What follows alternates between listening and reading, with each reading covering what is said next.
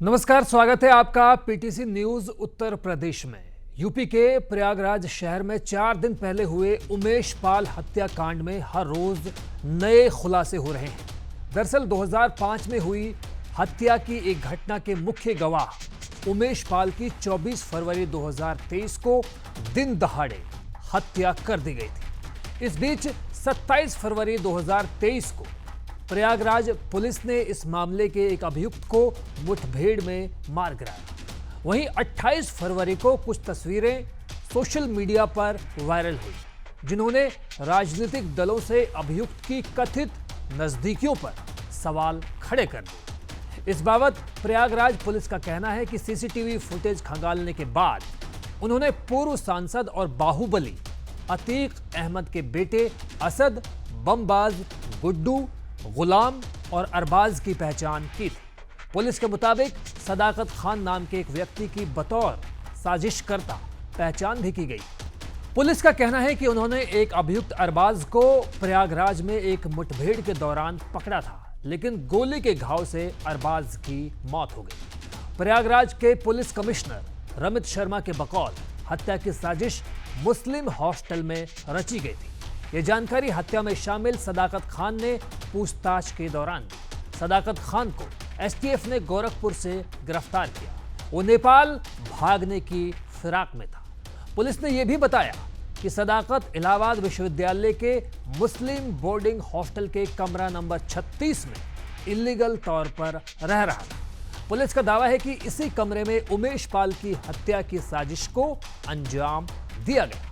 प्रयागराज हत्या केस को लेकर विधानसभा में सीएम योगी आदित्यनाथ और नेता विपक्ष अखिलेश यादव में तीखी बहस भी हुई। जो ये अपराधी हैं, जो ये माफिया हैं, आखिर ये पाले किसके द्वारा गए हैं? हमारी पार्टी में आप बताइए किस पार्टी का सदस्य है? क्योंकि बहुजन समाज पार्टी से आपकी दोस्ती है, इसलिए बहुजन समाज पार्टी का नाम नहीं ले रहे हैं। पार्टी जिस किसी भी पार्टी का रहा हो, क्या चाहिए बताइए, क्या अपराधी भी थे? वो समाजवादी पार्टी के द्वारा पोषित माफिया है और उसकी कमर को तोड़ने का काम हमारी सरकार ने किया है। तो बसपा प्रमुख मायावती ने ट्वीट के जरिए उत्तर प्रदेश के कानून व्यवस्था पर सवाल उठा दिए। इस बीच अतीक अहमद की पत्नी शाइस्ता परवीन ने इलाहाबाद जिला अदालत में याचिका भी लगाई, जिसमें कहा गया है कि उनके बेटों का अब तक कोई सुराग नहीं मिल रहा है।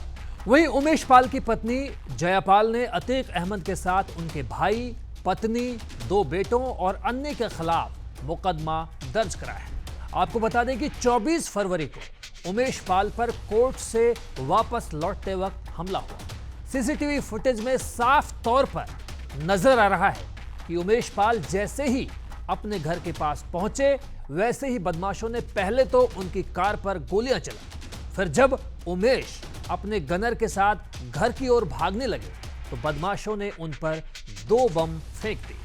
तीनों को आनंद फानन में अस्पताल ले जाया गया। इलाज के दौरान उमेश पाल और उनके गनर संदीप मिश्रा की मौत हो गई। अब आपको बताते हैं कि आखिर कौन थे उमेश पाल। उमेश पाल दरअसल 2005 में बीएसपी के विधायक राजूपाल की हत्या के बाद सुर्खियों में आए थे, जब उन्हें राजूपाल की हत्या के मामले में मुख्य गवाह बनाया गया था। राजूपाल की पत्नी पूजा पाल के मुताबिक जब 2006 में राजूपाल के मर्डर का ट्रायल शुरू हुआ, तब उमेश पाल मुकर गए थे। पूजा पाल के मुताबिक जब राजूपाल हत्याकांड की जांच सीबीआई को सौंपी गई तो सीबीआई ने उमेश पाल को गवाह नहीं बनाया। उमेश पाल प्रयागराज के धूमनगंज इलाके के रहने वाले थे और उन्होंने वकालत की पढ़ाई की थी।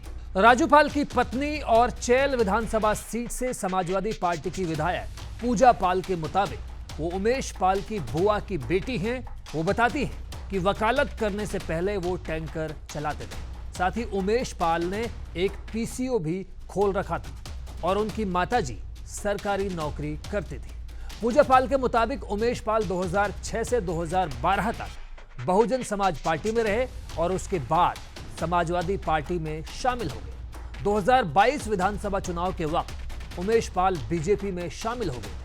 वो प्रयागराज के फाफामऊ विधानसभा सीट से विधायक का चुनाव भी लड़ना चाह रहे थे। पूजा पाल के बकौल राजूपाल हत्याकांड के बाद उमेश पाल अतीक अहमद के निशाने पर आ गए थे, लेकिन प्रॉपर्टी और सियासत के चलते भी उमेश पाल की लोगों से खासी दुश्मनी बन गई। राजूपाल हत्याकांड की अदालती कार्रवाई के बारे में पूजा पाल बताती है कि मुकदमे की सीबीआई जांच का ऑर्डर 2016 में सुप्रीम कोर्ट से हुआ था, जिसमें सीबीआई कोर्ट के द्वारा आरोप तय किए गए। पूजा पाल का कहना है कि दिसंबर 2022 में उनका बयान दर्ज किया गया था और अब मुख्य गवाहों की गवाही होनी है।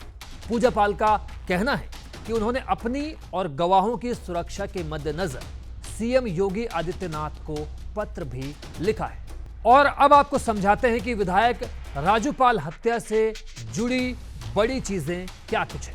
उत्तर प्रदेश में दरअसल 2003 में मुलायम सिंह यादव की सरकार बनी। मीडिया रिपोर्ट्स के मुताबिक तब अतीक अहमद समाजवादी पार्टी में शामिल हो गए थे। 2004 के लोकसभा चुनाव में वो सपा से सांसद बन गए थे। इस वजह से इलाहाबाद पश्चिमी विधानसभा सीट खाली हो गई थी। 2004 में अतीक ने अपने भाई खालिद अजीम उर्फ अशरफ को वहां से मैदान में उतारा, लेकिन वो महज 4000 वोटों से बसपा के प्रत्याशी राजूपाल से हार गए थे। राजूपाल पर बाद में कई हमले हुए और राजूपाल ने इसके लिए सीधे तौर पर सांसद अतीक को जिम्मेदार ठहराते हुए अपनी जान को खतरा बताया था।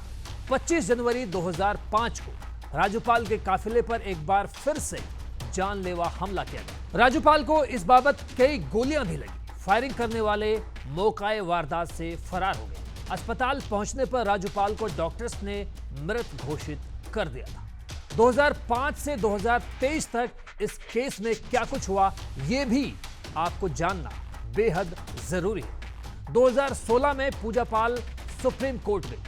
सुप्रीम कोर्ट ने सीबीआई जांच का आदेश दिया। अब आपको बताते हैं कि कौन है अतीक अहमद। अतीक अहमद फिलहाल गुजरात की जेल में बंद है। अतीक अहमद पर प्रयागराज की Sam Higginbottom university of agriculture technology and sciences के कर्मचारियों पर हमला करने का इल्जाम है। अतीक का सियासी सफर 1989 में तब शुरू हुआ जब वो निर्दलीय उम्मीदवार के रूप में प्रयागराज पश्चिम से विधायक बने थे। अगले 2 विधानसभा चुनाव में अपनी सीट बरकरार रखने के बाद अतीक अहमद समाजवादी पार्टी में शामिल हो गए और 1996 में लगातार चौथी बार जीत हासिल की। 3 साल बाद वो अपना दल का हिस्सा बन गए और 2002 में एक बार फिर इस सीट को जीतने में कामयाबी हासिल की। 2004 में सपा में लौटने के बाद फूलपुर लोकसभा निर्वाचन क्षेत्र से वो सांसद बने, जो एक सीट कभी भारत के पहले प्रधानमंत्री जवाहरलाल नेहरू के पास होती थी। अतीक अहमद को पहला झटका तब लगा जब उनके और भाई के ऊपर 2005 में राजूपाल की हत्या के मामले में एफआईआर दर्ज हो गई। साल 2007 में यूपी की सत्ता बनी और मायावती सूबे की मुखिया बन गई। सत्ता जाते ही सपा ने अतीक को पार्टी से बाहर निकाल दिया। मायावती की सरकार ने अतीक को मोस्ट वांटेड घोषित कर दिया। अतीक अहमद ने 2008 में आत्मसमर्पण कर दिया और 2012 में रिहा भी हो गए। इसके बाद उन्होंने सपा के टिकट पर 2014 का लोकसभा चुनाव लड़ा जरूर, लेकिन चुनाव जीत नहीं सके। अतीक अहमद के 2019 लोकसभा में दिए गए हलफनामे के मुताबिक उनके खिलाफ 100 से ज्यादा आपराधिक मामले दर्ज हैं, जिनमें हत्या की कोशिश, किडनैपिंग, रंगदारी जैसे केस भी शामिल हैं। तो फिलहाल के लिए बस इतना ही। मुझे दीजिए इजाजत, लेकिन आप बने रहिए पीटीसी न्यूज उत्तर प्रदेश के साथ, क्योंकि यहां पर खबरों का सिलसिला कभी नहीं थका।